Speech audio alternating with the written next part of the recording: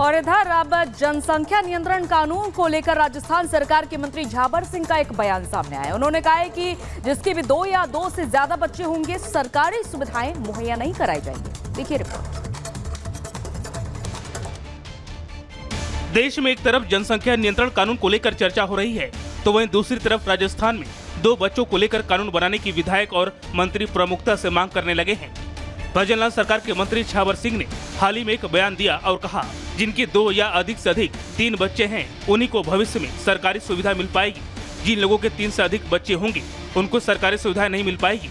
जल्द ऐसा नियम आने वाला है। वहीं हवा महल विधानसभा सीट से विधायक बाल मुकुंद आचार्य ने जनसंख्या नियंत्रण कानून को लेकर बयान देते हुए कहा कि राजस्थान में जनसंख्या नियंत्रण कानून लागू हो, 4 बेगम और 36 बच्चे अब नहीं चलेंगे। कहा है कि मोदी जी केंद्र की सरकार या राज्य सरकार इस तरीके का कानून लाने जा रही है कि जिसके 3 या 3 से अधिक बच्चे होंगे उसको सारी की सारी सुविधाएं समाप्त कर दी जाएंगी। ये संविधान की मूल अवधारणा के विरुद्ध है। फिलहाल राजस्थान में एक बार फिर जनसंख्या नियंत्रण कानून का मुद्दा गर्म है। Bureau report, Republic Bharat.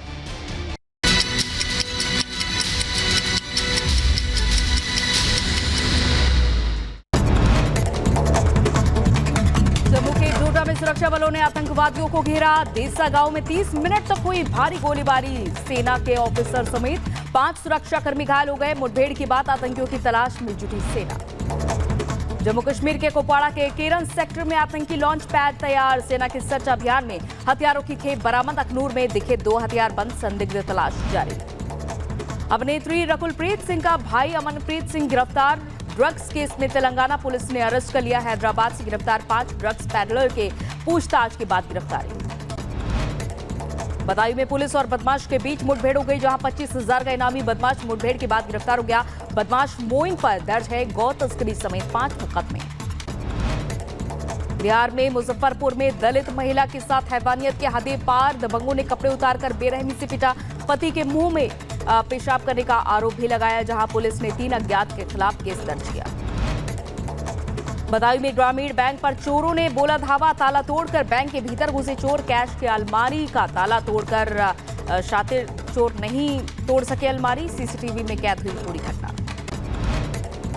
Bareilly में अपहरण के बाद युवती की निर्मम हत्या कर दी गई, जहां लड़की का शव गड्ढे में भरे पानी में पड़ा मिला। जहां गुस्साए ग्रामीणों ने जमकर हंगामा काटा। पुलिस पर कार्रवाई न करने का आरोप लगाया। मुजफ्फरनगर में दिन दहाड़े ज्वेलर्स के घर और दुकान पर डकैती की वारदात, जहां परिवार को बंधक बनाकर लाखों की जेवरात और नकदी लूटी। सीसीटीवी की डीवीआर भी उड़ाकर ले गए बदमाश, जहां पुलिस मामले की जांच में जुटी। शाहजहांपुर में मुस्लिम मधेड़ ने 12 साल की बच्ची को बनाया हवस का शिकार। दुकान के भीतर ले जाकर रेप की घटना को अंजाम दिया। पुलिस ने आरोपी को किया गिरफ्तार। बुलंदशहर के जहांगीराबाद में मामूली विवाद में पति ने बेटी के सामने पत्नी की गला दबाकर हत्या कर दी। हत्यारोपी पति ने थाने जाकर सरेंडर किया। शाहजहांपुर में बाढ़ राहत सामग्री बांटने के दौरान फायरिंग हो गई, जहां 2 पक्षों में चली गोलियां। फायरिंग में कई महिलाएं और बच्चे घायल। पुलिस ने 6 आरोपियों को गिरफ्तार किया।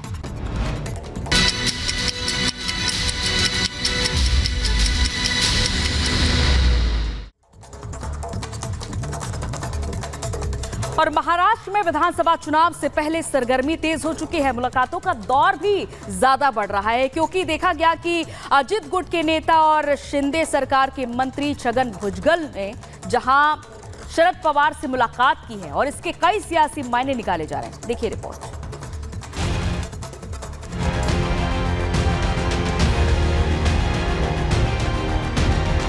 क्या महाराष्ट्र की सियासत में बड़ा खेल होने वाला है? क्या महाराष्ट्र में विधानसभा चुनाव से पहले बड़ा सियासी उलटफेर हो सकता है?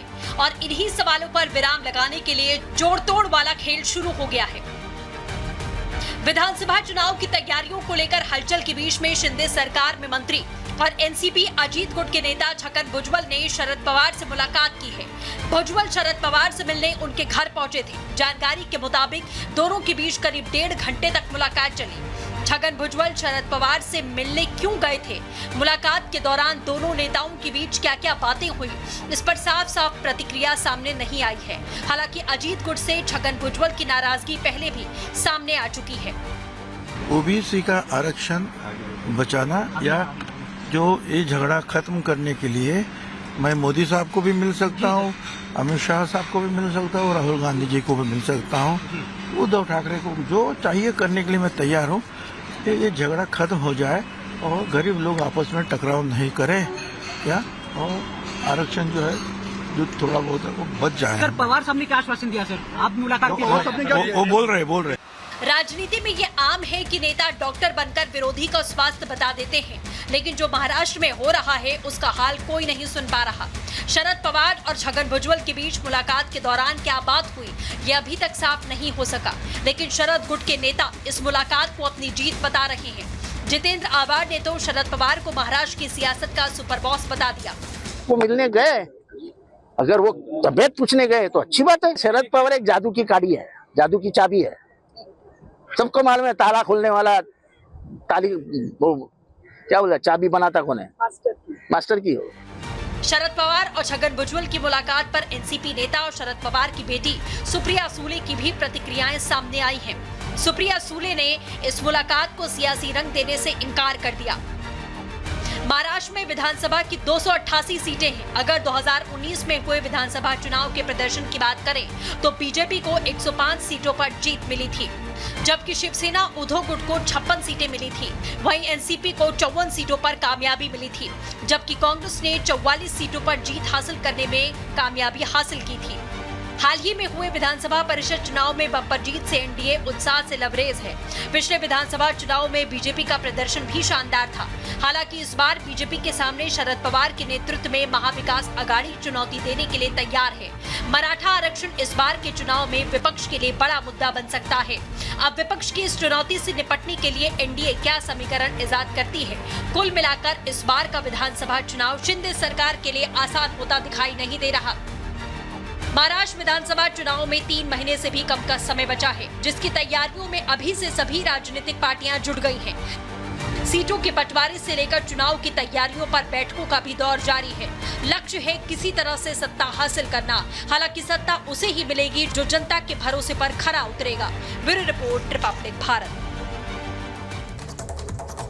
और इधर बात करते हैं बाढ़ बारिश की, जिससे पूरा हिंदुस्तान बेहाल है। बाढ़ बारिश लैंडस्लाइड से कईयों की जान जा चुकी है। पहाड़ी नदियां उफान पर है तो मैदान में नदियों का जल स्तर लगातार बढ़ रहा है और बाढ़ जैसी स्थिति बनी हुई है। देखिए, इसी से जुड़ी हमारी खास रिपोर्ट।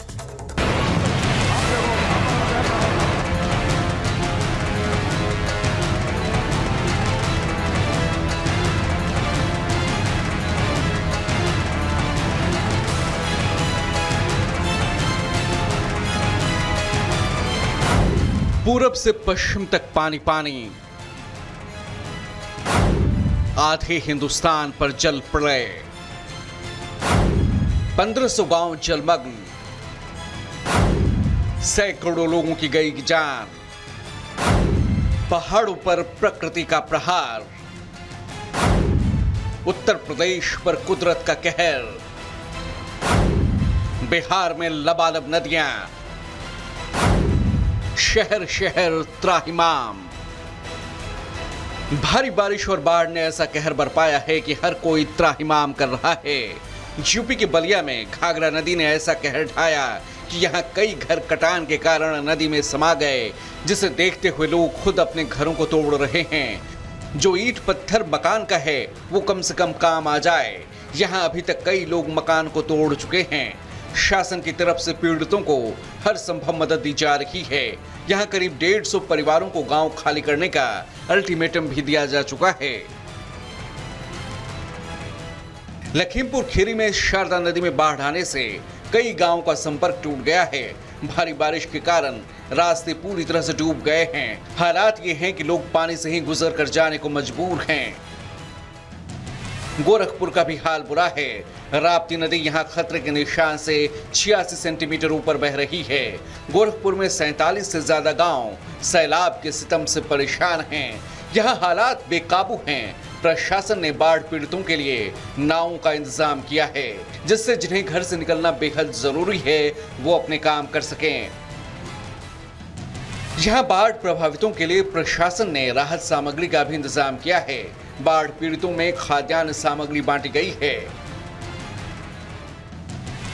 मॉनसून आते ही ऐसे मुसीबतों से गुजरात घिर जाता है। समंदर से रिश्ता गुजरात को भारी पड़ जाता है। गुजरात के तमाम इलाके पानी से लबालब भर जाते हैं। बारिश बाढ़ ने गुजरात के कई जिलों का हाल बुरा कर दिया है। सबसे ज्यादा कहर बरपा है वलसाड़ और नवसारी पर। इन दोनों जगहों पर बाढ़ से हालात बेकाबू हैं। मौसम विभाग ने अगले 7 दिनों तक गुजरात और सौराष्ट्र के कच्छ में भारी बारिश का अलर्ट जारी किया है। वलसाड़, नवसारी, सूरत, नर्मदा, भरूच, दमन में भारी बारिश की चेतावनी दी गई है। दादरा और नगर हवेली, डांग, तापी, वडोदरा, साबरकांठा, अमरेली, गांधीनगर में भारी बारिश की आशंका है। मुंबई में एक बार जो मुसीबतों की बारिश शुरू होती है तो घंटों तक थमती नहीं। देखते ही देखते जल जमाव और फिर बाढ़ का ऐसा मंजर नजर आने लगा। मुंबई पुणे एक्सप्रेसवे पर घुटनों तक पानी के बीच से गाड़ियां गुजरती नजर आईं। महाराष्ट्र के नासिक के अंजनेरी गुफा में घूमने आए 200 पर्यटकों को कड़ी मशक्कत के बाद बचाया गया। यहाँ भारी बारिश के बाद देखते ही देखते पानी का स्तर काफी बढ़ा और अंजनेरी गुफा में घूमने आए पर्यटक फंस गए। देश के दूसरे राज्यों में भी बाढ़ से हालात विकट हैं। नॉर्थ ईस्ट के राज्य लगातार बाढ़ और बारिश की मार झेल रहे हैं। तस्वीरें असम के मोरीगांव की है, जहां ब्रह्मपुत्र नदी लगातार उफान पर है।